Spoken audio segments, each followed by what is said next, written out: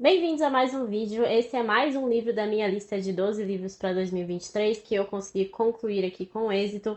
Hoje vamos conversar então sobre O Imperador Republicano, uma concisa e reveladora biografia de Dom Pedro II, do autor francês Guy Gauthier. No ano passado, eu fiz um projeto de leitura das 3 biografias escritas pelo Paulo Resutti, de Dom Pedro I, Dom Pedro II e também de Dona Leopoldina. E eu também tenho aqui na estante uma outra biografia do Dom Pedro II, que é a do Heitor Lira.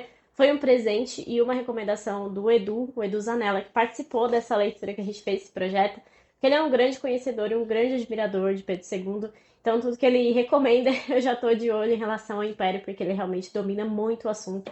Vou até mostrar para vocês aqui essa biografia, que ela é imensa, né? Tem mais de 1000 páginas, tem essa edição bem bonita aqui da editora Garnier, que vai ser a futura leitura que eu pretendo fazer em relação a Pedro II. E eu tenho uma admiração muito grande por essa figura. Eu acho que ter reinado por tanto tempo, né, ter um império tão vasto e tão seguro, tão sem guerras, tão sem revoltas como foi o Império Brasileiro, se a gente pensar em proporções da época em que o imperador reinou, né, no país, tudo aquilo que veio depois dele, todas as crises institucionais que estão até hoje acontecendo, isso sempre me chamou bastante atenção e conhecer mais sobre Dom Pedro II me mostrou o grande homem que ele era, como ele era um intelectual, assim, e foi um rei republicano mesmo, assim, um imperador republicano, que é justamente o título aqui que o Guy Gauthier vai dar para o livro dele. E esse aqui é um autor francês e isso tem bastante representação também, porque o Dom Pedro II, ele tinha bastante admiração com várias figuras da França, figuras de Paris também, tanto que ele conheceu o Victor Hugo, eles trocaram correspondências, ele também conversava com o Jules Verne, outro autor francês, né? Então essa representação é bastante significativa, né? Um autor francês querendo trazer um pouco mais sobre a história do imperador lá para a França, então depois que essa edição aqui vem para o Brasil, ele é um livro que cumpre aquilo que se propõe fazer, porque de fato é uma biografia super concisa, como vocês viram, eu tenho a biografia de mais de 1000 páginas dele aqui, e a biografia que eu li ano passado do Paulo Resutti tem cerca de 500 páginas também, é um livro bem grande, e essa daqui tem pouco mais de 300, numa diagramação muito tranquila, então ele flui muito rápido, eu li esse livro muito rápido, e eu acho essa edição muito caprichada também. Aqui tem a foto do Dom Pedro, aqui dentro é dourado, enfim. Eu gostei bastante do trabalho gráfico que foi feito nessa edição, ela é bem caprichada. Tem alguns erros de ortografia, de revisão, mas é coisa tranquila, assim, passa batido facilmente na hora da leitura. E é um livro que eu recomendaria, assim, para alguém que tem interesse em começar a ler sobre esse período histórico, começar a entender um pouco mais sobre a história do Brasil Imperial. Aqui no início ele coloca, inclusive, uma árvore genealógica da Casa Imperial do Brasil, também achei bem legal que colocaram aqui. Claro, eu não vou recomendar que você faça a leitura se você já tem bastante conhecimento sobre o assunto, se você busca algo mais profundo, algo que busque fontes primárias, porque esse não é o objetivo dessa biografia aqui. Ele justamente está trazendo os principais pontos da vida de Dom Pedro II para os franceses. Algo muito legal que ele faz aqui também nesse livro é fazer alguns paralelos entre a história da França e a história do Brasil. Então ele vai colocando, por exemplo, que os militares tinham sede de poder e não eram muito parlamentaristas, tal qual Napoleão. Então ele faz até umas ironias com Napoleão Bonaparte, que eu achei bem legal, porque é um autor francês, né? Não é algo que a gente costuma esperar.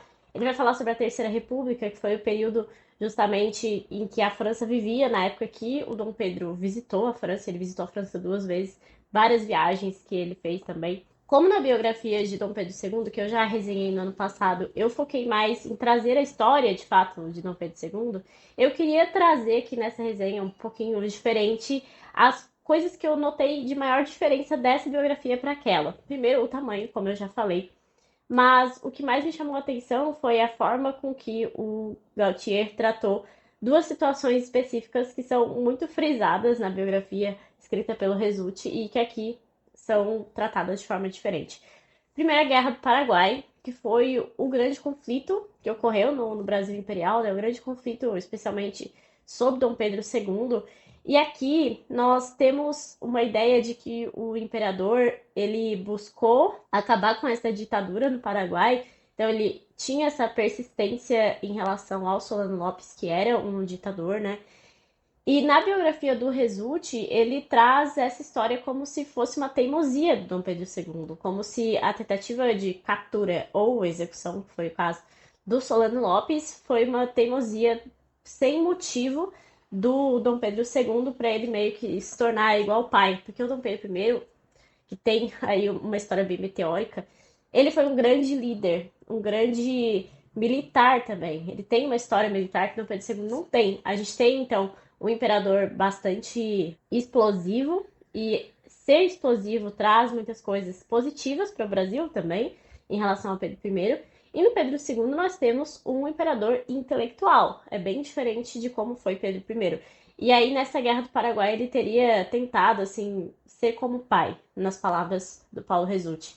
E aqui não, aqui, especialmente trazendo o contexto de outras repúblicas da América Latina, o Gautier vai dizer que foi correto por parte do imperador fazer essa busca ferrenha contra o Solano Lopes, porque era de fato necessário. Ele vai ser bem ferrenho defensor aqui do Pedro II nessa biografia. Olha como ele vai falar sobre o assunto. Alguns liberais criticaram Dom Pedro II, o primeiro grande vencedor da guerra, por sua obstinação, acusando-o de ter sido muito influenciado pelos conservadores, favoráveis a uma condução mais firme das operações em campo. Eles também se queixaram de ele não ter ouvido seus conselhos de moderação. Moderação em relação a quem? Com que finalidade? Poupar Solano Lopes? Obviamente que não. Tudo é muito vago e, na realidade, se resumia à mais pura política partidária e às disputas de ego. Os liberais guardavam rancor do monarca por ele ter dissolvido a Câmara em 1868, o que ocasionou o retorno dos conservadores ao poder. Então, ele vai mencionando algumas críticas em relação à postura de Pedro II na Guerra do Paraguai, né? Logo na página seguinte, ele vai falar também sobre essa oposição republicana que surgiu aí justamente depois da Guerra do Paraguai, especialmente do exército, que começou a se sentir uma potência política também, começou a ver que tinha muito mais influência do que tinha no passado, né? O que o sistema republicano poderia trazer para o Brasil independente no século XIX, senão o que já havia trazido para os estados latino-americanos, do antigo Império Espanhol? Guerras civis, desmembramento territorial, o fracasso dramático de Bolívar, os golpes militares, ou pior ainda, a ditadura hereditária dos caudilhos do Paraguai? Então ele vai o tempo todo criticar o que os outros países da América Latina fizeram e que o Brasil não fez. Justamente por conta de ter mantido o Império Brasileiro, né? Se não tivesse sido mantido, provavelmente teria o mesmo destino das demais repúblicas latino-americanas. Claro que outro assunto que vai ser tratado com bastante ênfase aqui nesse livro é a escravidão, né?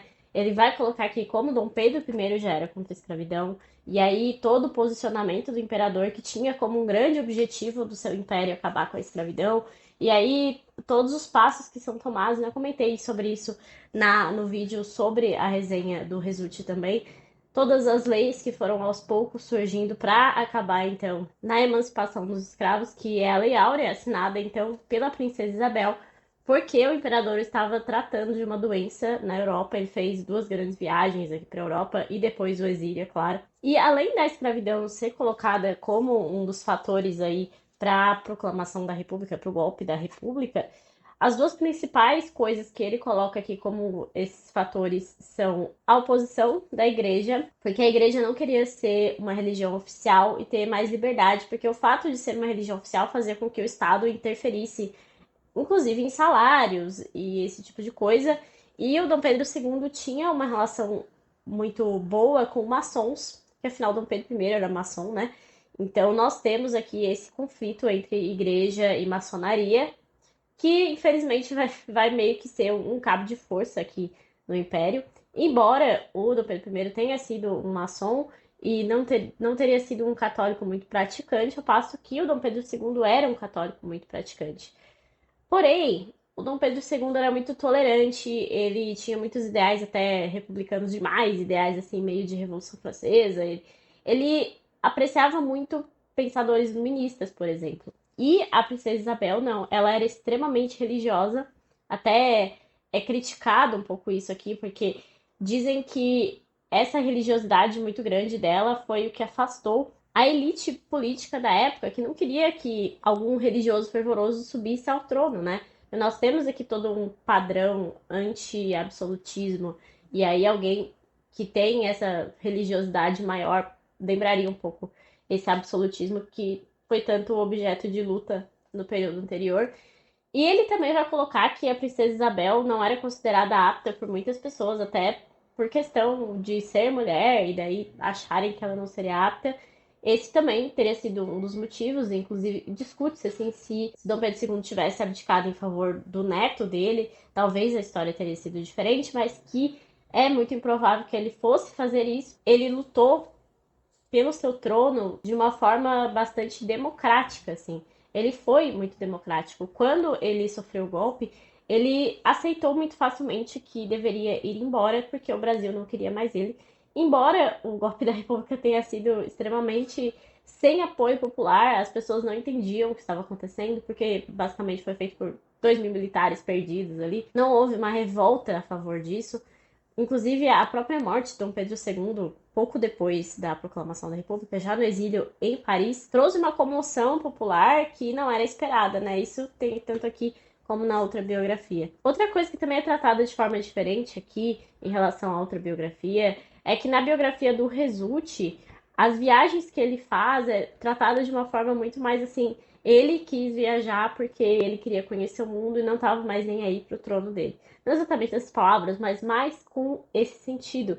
E aqui nós temos um autor que fala que as viagens foram primordiais para o crescimento do Brasil, tanto porque ele busca indústrias que vão se instalar no país, como os próprios intelectuais com quem ele fez amizade, né? Então ele fez amizade com o Pasteur, por exemplo, para trazer vacinas para o país.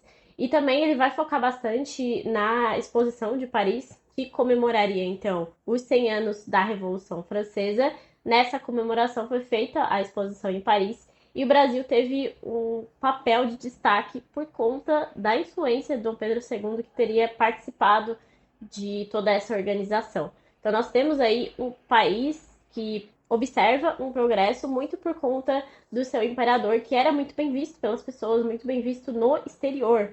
Justamente por ter essa postura, né, bastante democrática, bastante republicana. Ele quase nunca interferia, assim, e ele interferia muito a pedido do restante dos políticos, né, para questão de dissolver a Câmara, enfim, porque eles tinham um poder moderador, né, mas esse poder moderador, que inclusive é elogiado aqui no livro, era a forma de manter os três poderes em harmonia, né. Outro grande problema que foi o motivo para a queda do imperador também é a ausência de regras muito bem definidas nas eleições brasileiras, que era sempre um problema, isso também aparece na biografia do Resulti. Mas o que eu acho mais legal realmente é ver essa relação que ele tinha com muitos intelectuais. Então, aqui também tem um capítulo que fala como foi assim a relação dele com o Vitor Hugo. Eu acho sensacional, porque o Vitor Hugo era um socialista praticamente, né? Era o oposto assim, do espectro político esperado de um imperador, mas eles têm uma relação muito boa e também é mencionada a relação dele com o Jules Verne. E eu não sabia que tem um texto do Verne que ele vai homenagear o Dom Pedro II. O capítulo começa, inclusive, com uma das frases. O texto é A Ilha de Hélice, do Verne, e fala assim: era um bom rei, este rei de Malecárdia. Era uma boa rainha, a princesa, sua consorte. Faziam o bem que podiam. Eram espíritos esclarecidos, liberais, sem pretenderem que a sua dinastia tivesse uma origem divina. O rei era muito instruído em coisas de ciência, muito apreciador de coisas de arte, apaixonado sobretudo pela música. Sábio e filósofo, não se deixava cegar com ilusões sobre o porvir das soberanias europeias. Por isso estava pronto sempre a sair do reino, apenas o seu povo o dispensasse. Foi exatamente o que aconteceu quando houve então o golpe da República, né? Aqui o último capítulo desse livro eu também achei interessante o que ele fez, que foi um resumo basicamente das grandes figuras ali que sobraram, né? Então aqui nós temos o Conde Deu, que era o esposo da princesa Isabel, o Dom Pedro, o príncipe do Grão-Pará, Marechal Manuel Deodoro da Fonseca. Ele vai fazendo um resumo do que aconteceu com essas personalidades aí nos últimos anos, né? E o capítulo anterior, o Exílio e Morte do Imperador, vai mencionar um trecho de um jornal francês, quando ocorreu a morte de Dom Pedro II, né? O Le Petit Journal, que fala que o soberano que acabou de morrer não era um professor primário, como ele dizia brincando, mas um pedagogo no bom sentido da palavra, um estudioso ávido por aprender para poder ensinar. Nascido em ambiente comum, ele teria sido professor universitário. Chefe de Estado, ele se tornou o educador de seu povo e sua posição de soberano constitucional permitiu-lhe cumprir esse papel, o mais belo que ele poderia desejar. E o funeral dele foi, assim, coberto de pompa na França, né? Mesmo com a República acontecendo no Brasil, muitos chefes participaram, de fato, né? E prestaram homenagens a ele. Inclusive, alguns jornais comparam ao próprio funeral de Victor Hugo, o tamanho, né? A grandiosidade. Então, ele foi uma figura muito apreciada na França. Então, eu achei muito legal essa proposta do autor. Como eu disse, não é uma biografia que vai se aprofundar nesses fatos, não é uma biografia que vai trazer tantos detalhes como a do Resulti, que tem essa pretensão. Também é uma biografia que algumas vezes vai se pautar em fontes secundárias. A própria biografia do Resulti é mencionada, As Barbas do Imperador, outro livro brasileiro também. Alguns sites, alguns artigos franceses que a gente não tem tradução.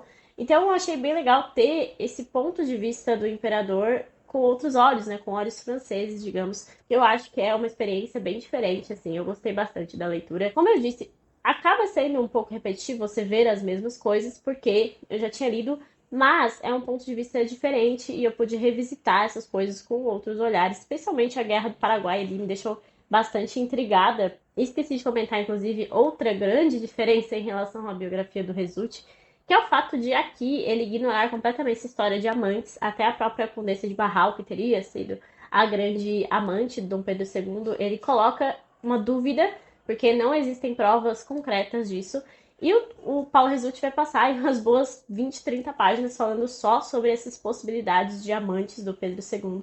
É algo que eu gostei do fato do Gautier deixar num plano secundário, porque não é algo que me interessa, eu realmente prefiro muito mais saber sobre aquilo que ele estudou, sobre como ele buscou trazer progresso para o Brasil, trazer a ciência para o Brasil e como ele tratou realmente a política dessa forma extremamente republicana. Isso vindo de um imperador é realmente gratificante saber que a gente pôde ter uma figura como essa. Infelizmente é pouco lida, né? Então eu recomendo sim a leitura dessa biografia. Acho que sempre vale buscar um pouco mais de conhecimento sobre essas figuras incríveis do período imperial, especialmente no Pedro II, que é uma pessoa realmente assim. Não importa quão republicano você é, o quanto você odeia monarquias, você precisa admirar o quão intelectual esse homem era, como ele realmente buscava ser o melhor naquilo que ele nasceu. Ele próprio dizia que se tivesse nascido em outro contexto, ele preferia ser eleito presidente da República ou ser um professor. Então, é uma figura muito cativante e o Gautier conseguiu trazer muito disso aqui na biografia dele. É isso, espero que vocês tenham gostado do vídeo. Se vocês gostaram, deixem uma curtida, deixem um comentário, lembre-se de se inscrever no canal, que isso me ajuda bastante. E até o próximo vídeo.